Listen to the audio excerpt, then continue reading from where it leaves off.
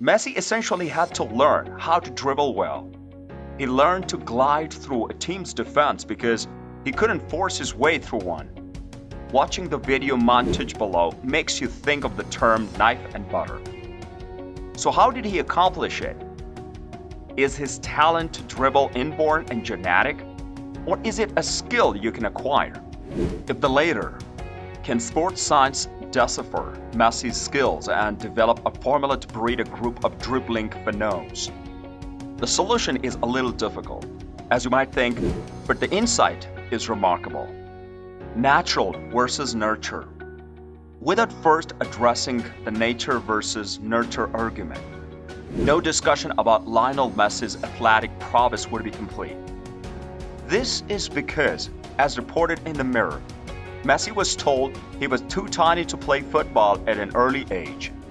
Leading medical experts predicted that he would grow no higher than 4'7" because of the hormonal issues that were thought to be the cause. The British Journal of Sports Medicine reports that exceptional performance is understood in the field of sports science to be the consequence of both training and hereditary variables. Take this information into consideration. This indicates that Messi was severely limited by genetic limitations as a young player. It might be claimed that, despite being far smaller and physically immature than his teammates, his training element of growth compensated for his genetic disadvantage and allowed him to thrive. According to Barcelona's website, this means that periodically the peculiar circumstances in which he was raised may have had a significant impact on the development of a dribbling maestro, with his skill, stamina, balance, speed, and agility, all significantly improving before being chemically enhanced by hormone treatment to help him grow to 5'6". Carles Raxach, the sporting director for Barcelona, famously signed Messi to a contract written on the back of the Servier.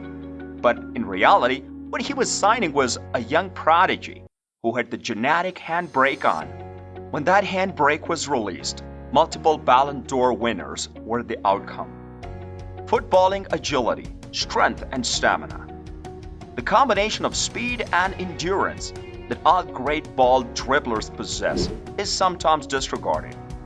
Researchers from Liverpool John Moores University in the UK discovered that unconventional motions, such as sprinting backward and sideways, accelerating, decelerating, and changing direction, emphasize metabolic loads.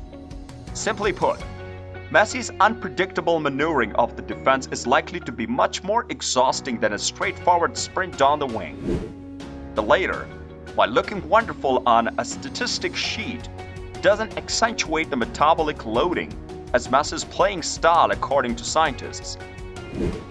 The research, entitled The Net Physiological Cost of Dribbling a Soccer Ball, which was published in the Research Quarterly for Exercise and Sport, came to the following conclusion. Dribbling a ball does significantly increase the energy cost and perceived exertion of motion, as well as inducing rises in blood lactate when performed at high speeds. Blood lactate is the term used to describe the build of the lactic acid in the muscles that cause the burning feeling you experience after periods of vigorous activity and is followed by weariness and a decline in performance.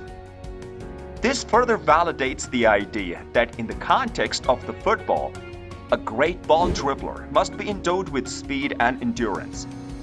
So, going back to the nature versus nurture argument around Messi, could it be that his smaller stature allowed him to develop this aspect of his game for more than anyone else's? Researchers from the Department of Sports Sciences at the University of the Beira Interior in Covilhã, Portugal, discovered that genetic variables influenced peak oxygen uptake, endurance by 40 to 70%, and anaerobic power, basically speed and power, by 30 to 90%. Thus, it's evident that Messi was naturally equipped with speed and endurance, but not with height or a strong skeletal structure. But once Barcelona's medical staff addressed the hormone imbalance, It's possibly that he already benefited from the way genetic factors and training combined to produce elite performance, as stated by the British Journal of the Sports Medicine. Of course, this is all just speculation. But do you think he would have worked as hard on his dribbling, speed, and endurance in Barcelona's junior system if he were a 6'5" beast? My hunch is that it's probably not, and the video below seems to confirm this.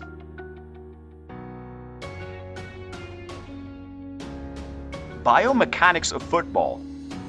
However, the laboratory test in which Cristiano Ronaldo faced off against Spanish 100-meter sprint champion Angel David Rodriguez Garcia provided conclusive evidence of the Messi's dribbling prowess.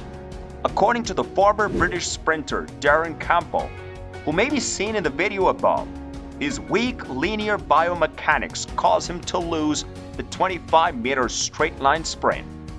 In a 25-meter zigzag test of the speed and agility, he was able to defeat the Spanish sprinter thanks to the same technique. In essence, footballers with a shorter running stride and lower center of gravity can accelerate quickly, decelerate quickly, and anticipate changes in motion. Ronaldo is over 6 tall in addition to being an incredibly good sprinter and ball handler. He had to adjust by jogging with a shorter stride and a lower center of gravity. But Messi simply inherited this low center of gravity and tremendous quickness. In conclusion, many would contend that because football is so complicated, sports science is difficult to logically explain a player's abilities.